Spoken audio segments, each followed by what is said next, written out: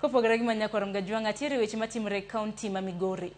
Jodak e boma ma Migori yuago lal mar pi makinde ka kinde ka gidwaro mondo tend kaunti ma Migori oket yore makare mar neno ni giyudo pi e kinde duto. Jafwamb marwa e kaunti ma Migori Jojuma gi ler mathoth. Pi malal kinde ka kinde osebedo ywak ma jodak mathoth e boma ma Migori e kaunti ma Migori kuom kinde malach. Kuonde dak ma oting'o Ruba, Aroso kod wuotho gik gin moko kuom kuondego ma jodak osebedo ka ywago nok mar pi ma kinde ka kinde. Wang'iewo pi mag mudhogo mag luok watuomo mana molil go. Wakwayo the able governor, please, wakwayo gi ministry mari mar water mondo mi ukelnwa pi e dala mar Migori ka migochwa ka sani waonge pi for the last 3 good months pok wabedo gi pi sana e area wa Maroso ka. Wakwayo ni county government of Migori through the governor Mwahero Ochilo Ayako Mbogo ikonywa. Jodak Maroso wacho ni e kind dwe mar 11 mar higa ma okalo nyaka dwe mar 1 mar higani pok gineno pi e fereji ka thothgi sani koro tuomo mana pige ma ochido e sokono mar Aroso kaachiel kod aorano ma Migori. Sani atuomo pi Aroso maringo, pi maringo mamol ma ji luokore, ji luoke, en pi molil ma nyaka dhok modhe. Koro wan gi shida Aroso ka onge pi. Wan kata jatelo mabilemwa mondo ng'e na Aroso chal nade onge.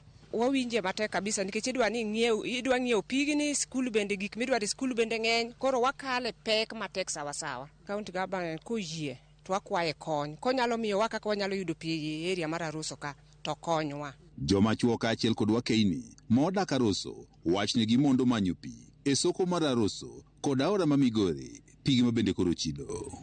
Kendo kosa mar pino osemiyo mondo wachandore mang'eny, dhako wuok buti nyaka sama ok owinjore kodhi manyo pi e soko kapok ji obedo mang'eny. Mondo wuok nyaka saa 9, dhako wi kanyo gi nyathi matin, nyathi ywak dwaro thuno, gimidwa miyo nyathi onge ni dhako dhi manyo pi. Pigni wamanyo jok ma kelo pi mawuotho gi ngware to wanyisogi ni kelnwa pi mbuguru makama.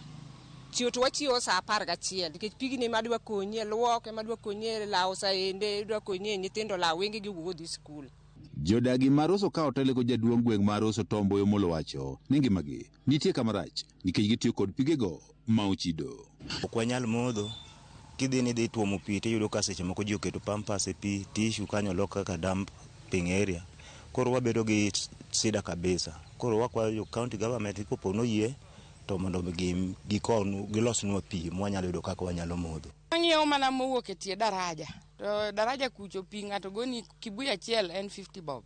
Koro idwa ng'iewe kube adi tin kata gi nyithindo 10 e ot. Koro mane shida ma wan godo. Pi modho ae daraja ma Migori. Jodag boma Migori ywak ni mokuom pige ma gitiyo godo mawuok e aoche bende koro iolo chilo kaachiel kod yugi. Gino bende koro miyo gin tuoche mopogore ma oting'o tuono ma typhoid.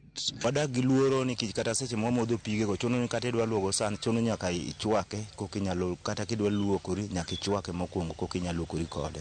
Koro wabedo gi tuoche mang'eny. An sama wuoyo kodi ni min oda nitiere ot nyaka sani entiere gi tuo mar kolera. Nyicha se oyude gi tuo mar typhoid actually. Na setere osiptal mothiedhe matiyo gi pesa over 3,000. Mae miyo wabedo gi tuoche kaendi. Yudo ka nyithindo tuore, jomadongo be tuore. Wayudo kolera, wayudo weche mag amiba nikech pi mantiere kaendi matin mwatiyo godo. Koro jok mantiere gi pesa mogedo ute madongo ka gikawo sewerage system margi giketo kadhi e aora mar Aroso no. Lipot mawuok kuom migawo mar pi e kaunti ma Migori yango ni pi osebedo ka onge nikech yande ne ong'adnegi sitima ma gitiyo go pi nikech tend kaunti ma Migori koro pok ochulo gop sitima omenda malo milion 4. George Juma, Ramogi TV, Migori. Jatend piny William Ruto oromo kod MCAs mag od bura e kaunti ma Siaya. Romo mane obage